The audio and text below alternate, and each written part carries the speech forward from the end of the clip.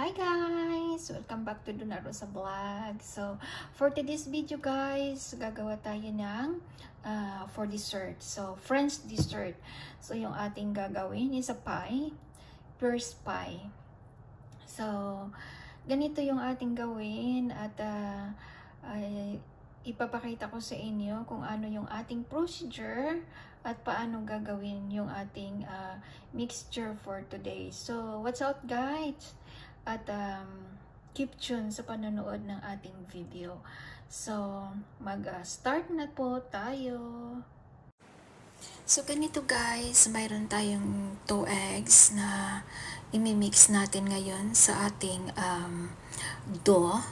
Ayan, yung ating eggs atin lang ibibitan.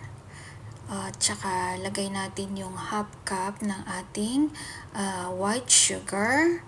So, imimix natin ito ng mabuti para maging maganda yung ating dough ngayon. So, ganyan lang. Kung mayroon kayong tawag ba nito mixer, pwede naman ganon at saka ganyan.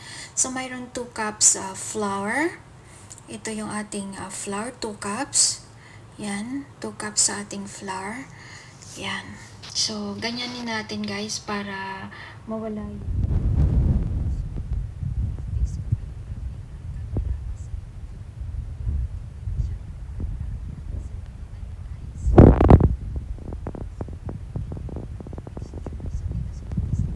hanggang sa mawala yung buo-buo ng ating flour. So, half glass of milk. Ayan. Ayan. So, haluin lang natin na maigi hanggang sa mag-perfect ito yung ating dough. So, ayan. So, halu-haluin lang natin ng maayos. So, lagyan natin ng baking powder. So, 1 teaspoon yung ating baking powder dyan.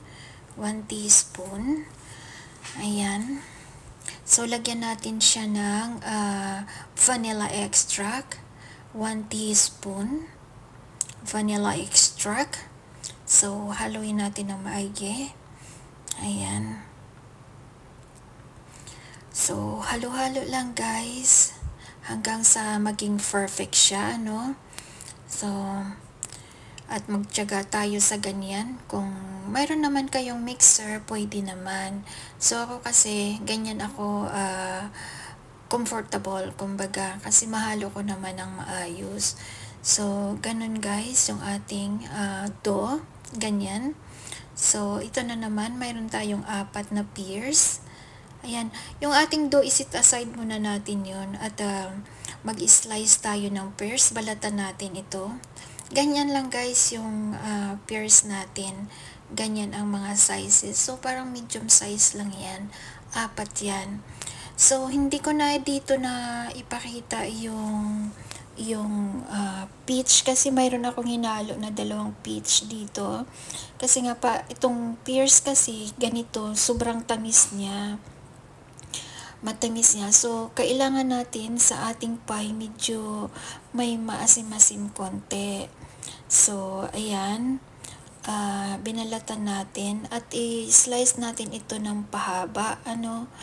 So, matagal pala dito yung aking pagbabalat. Ayan. So, balatan lang. Ayan. Guys, hindi pa nakapag-subscribe ng ating channel, please don't forget likes naman o share or comment sa ating video at sa magustuhan mo to yung ating video ngayon, please like and comment naman. Wala namang bayad dyan, di ba? So, yan lang yung aking favor na paki-like yung ating video para ma-recognize tayo ni YouTube. So, ganyan lang guys yung ating pag-slice. Ayan. So, ganyan lang. Maninipis. Tsaka pahaba yung ating pag-slice ng ating pears. Ayan. So, ganyan lang. Lahat atin igaganyan. So, ayan guys, i-hit lang natin yung ating button para yung lahat na videos ay mag-notify sa inyo. Pag may bagong video, ay mag-notify sa inyong YouTube channel. So, ayan lang yung ating pag-slice. Manipis lang yan guys. Ayan, manipis lang yun sa pag-slice para maganda at maging smooth yung ating pie. So, ayan. Dito, naglagay ako ng butter. Isit aside muna natin yung ating na-slice na pears. Ito, mayroon tayong butter. Ayan, ipamimelt na natin ito sa mahinang apoy. So, ayan, nilagyan ko siya ng brown sugar. 1 cup o brown sugar. Hanggang sa magmi-melt ito guys, yung ating butter at saka sugar. Hanggang maging caramel siya. Imikos-mikos natin hanggang sa mag-caramel yung ating sugar and butter. So, konti na lang, mikos-mikos. So, ayan guys, don't forget to subscribe our channel. Like naman dyan para mag-recognize tayo ni YouTube. So, pag nagustuhan ninyo yung ating video, please comment below. Ayan, so madali na yung ating caramel.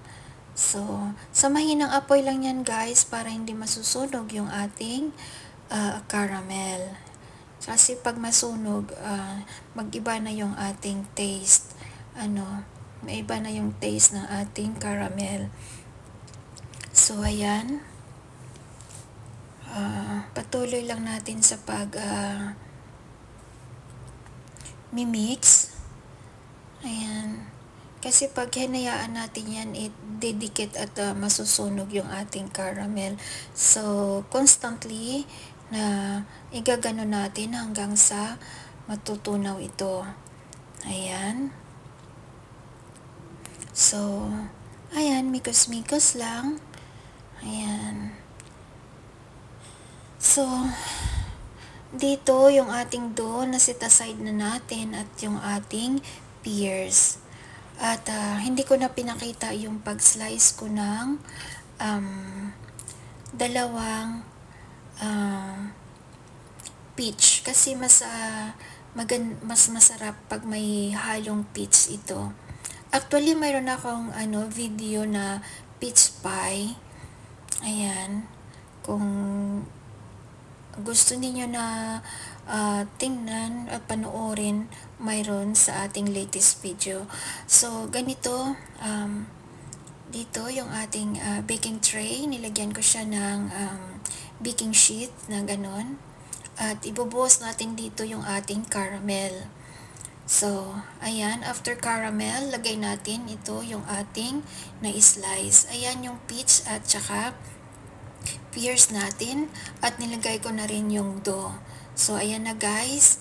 At i-bake natin ito sa 180 degrees. Ayan.